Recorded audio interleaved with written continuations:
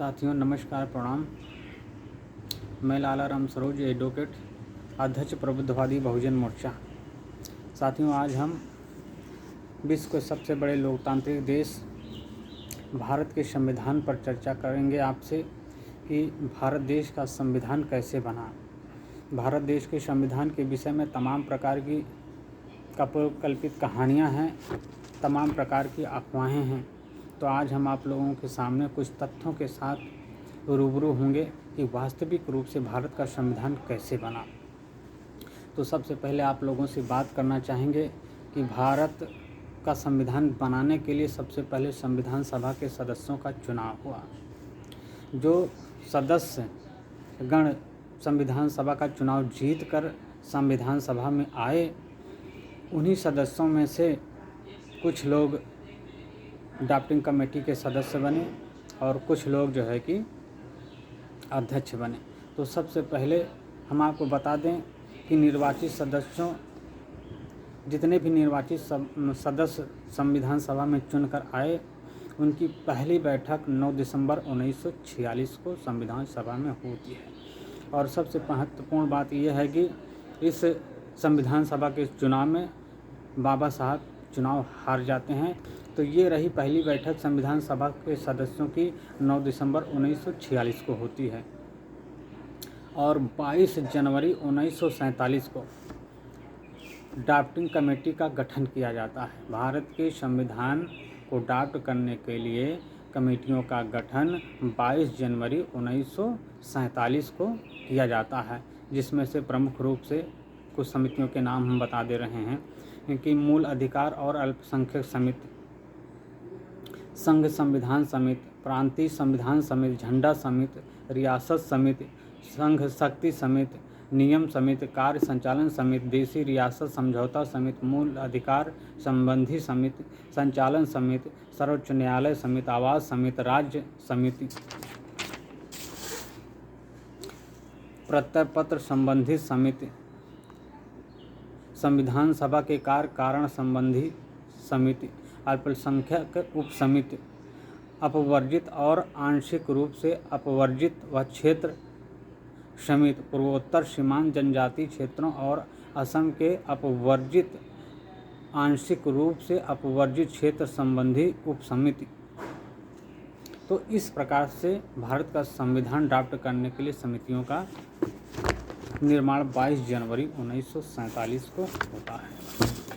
अब हम प्रमुख संविधान निर्माण की जो प्रमुख समितियां थी उनके नाम बता दे रहे हैं। जैसे संघ संविधान समिति, इसमें 15 सदस्य थे, जिसके अध्यक्ष पंडित जवाहरलाल नेहरू जी थे। मूल अधिकार समिति 54 सदस्य थे, जिसके अध्यक्ष सरदार पटेल जी थे। प्रांतीय संविधान समिति में 25 सदस्य थे, जिसके अध्यक्ष सरदार पटेल जी थे। संघ शक्ति समिति में 9 सदस्य थे, जिसके अध्यक्ष जवाहरलाल नेहरू जी थे। कार्य संचालन समिति थी, जिसमें 3 सदस्य थे, के एम मुंशी थे।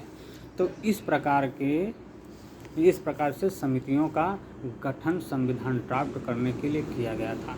अब हम आपको बता दें, जैसे संघ समिति है जिसमें 15 सदस्य थे, पंडित जवाहरलाल नेहरू इसके अध्यक्ष थे। इसको आप केंद्रीय संघ समिति भी कह सकते हैं। इनको किस टॉपिक पर संविधान ड्राफ्ट करना था, उदाहरण के तौर पर हम बता दे रहे हैं। संघ समिति में जैसे भारत का राष्ट्रपति का चुनाव कैसे होगा, भारत के राष्ट्रपति को हटाया कैसे जाएगा, भारत के राष्ट्रपति की शक्तियाँ क्या हैं, भारत के राष्ट्रपति के कार्य क्या हैं, भारत का प्रधानमंत्री का चुनाव कैसे होगा, भारत के प्रधानमंत्री को हटाया कैसे जाएगा, मंत्रिमंडल किस तरीके से विघटित की जाएगी, मंत्रियों के कार्य क्या होंगे, उपराष्ट्रपति का चुनाव कैसे होगा, उपराष्ट्रपति की शक्तियाँ क्या हैं, उनके कार्य क्या हैं, उपराष्ट्रपति को किस प्रकार से हटाया जाएगा।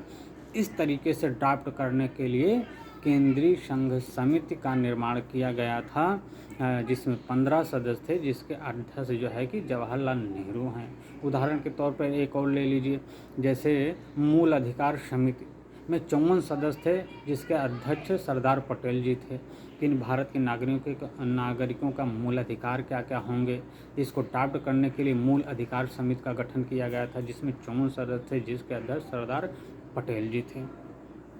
तो जब इन सारी समितियों ने ड्राफ्ट तैयार कर लिया, तब संविधान सभा के अध्यक्ष को ये लोग प्रतिवेदन देते हैं कि हम लोगों ने ड्राफ्ट तैयार कर लिया है, अब आप जो है कि सारी समितियों द्वारा तैयार किए गए ड्राफ्ट को आप कोई कमेटी गठित करके लिखवाने का काम करिए।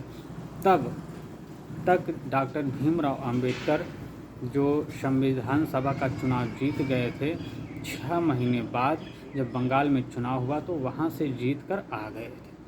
तब इन सारी समितियों ने जो ड्राफ्ट तैयार किया था संविधान का, उसको समाहित कर लिखवाने के लिए संविधान सभा ने 29 अगस्त 1947 को, यानी 8 महीने बाद, डॉक्टर भीमराव अंबेडकर के नेतृत्व में 7 सदस्यों की एक टीम बनाते हैं जिसका नाम दिया जाता है प्रारूप समिति। अब प्रारूप समिति का काम क्या होता है वो आपको बता दें। प्रारूप समिति का काम था कि विभिन्न समितियों ने जो ड्राफ्ट तैयार किया है उसको सब मिला के प्रत्येक टॉपिक को किस जगह आपको चिपकाना है, यानी किस जगह कौन सी टॉपिक को रखना है, किस अनुच्छेद में रखना है।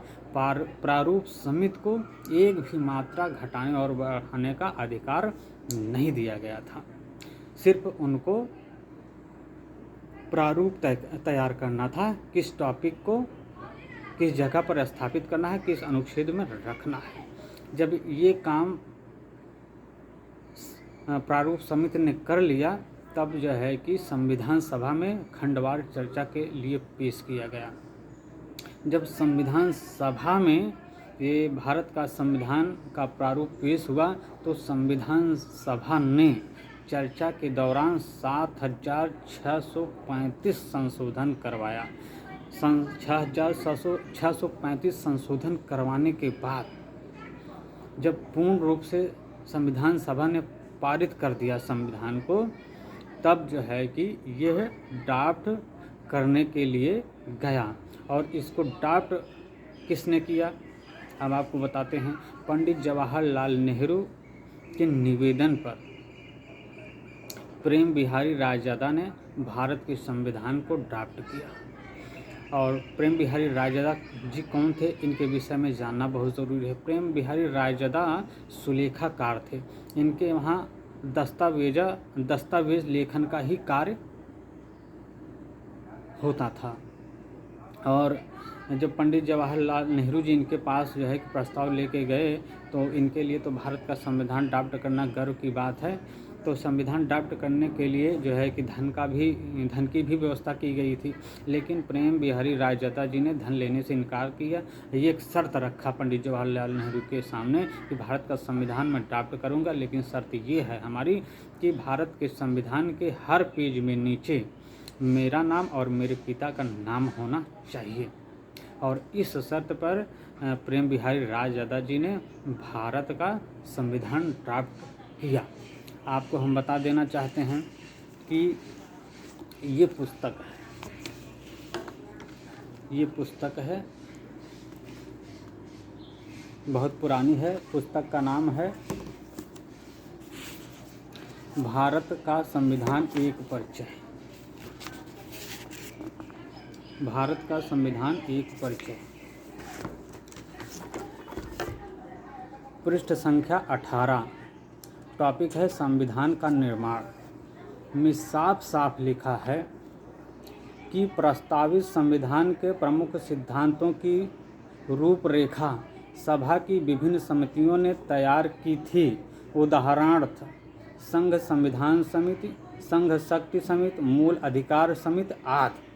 इन समितियों के प्रत्यावेदन पर साधारणतः विचार विमर्श करते हुए सभा ने 29 अगस्त 1947 को एक प्रारूप समिति की स्थापना की। इस प्रारूप समिति ने डॉक्टर अंबेडकर की अध्यक्षता में सभा के विनिश्चयों को और उसके साथ अनुकल्पिक और अतिरिक्त प्रस्तावों को सम्मिलित करते हुए भारत के संविधान का प्रारूप प्रस्तुत किया। इसे फरवरी 1948 में प्रकाशित किया गया। प्रारूप के उपबंधों पर खंडवार विचार करने के लिए संविधान सभा की बैठक करके बैठक इसके बाद नवंबर 1948 में हुई।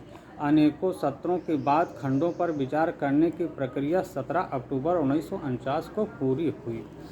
तो साथियों, इस तरीके से भारत का संविधान बना।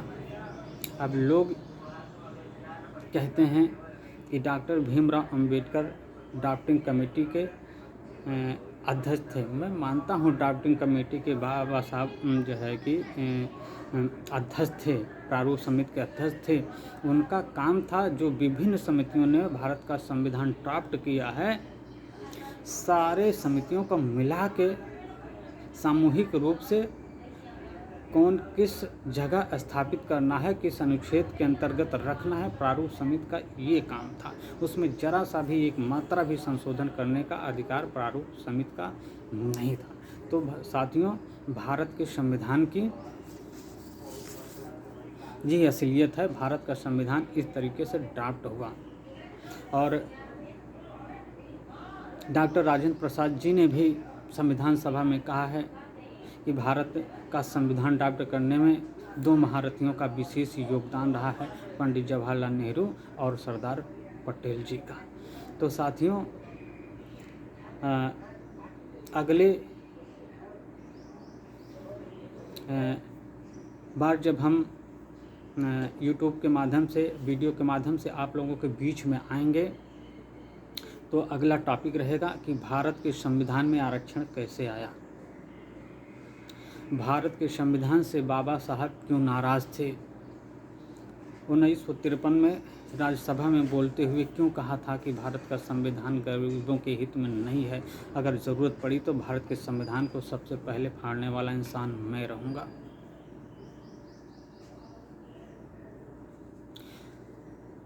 भारत के संविधान के खिलाफ बाबा साहब क्यों सुप्रीम कोर्ट में गए 1950 में और मुकदमा सुप्रीम कोर्ट में हार जाते हैं। इन तमाम प्रकार की टॉपिकों पर हम चर्चा करने के लिए अगले वीडियो में फिर से आएंगे। तब तक के लिए आपसे सादर प्रणाम और नमस्कार। मैं लाला राम सरोज, एडवोकेट, अध्यक्ष प्रबुद्धवादी बहुजन मोर्चा।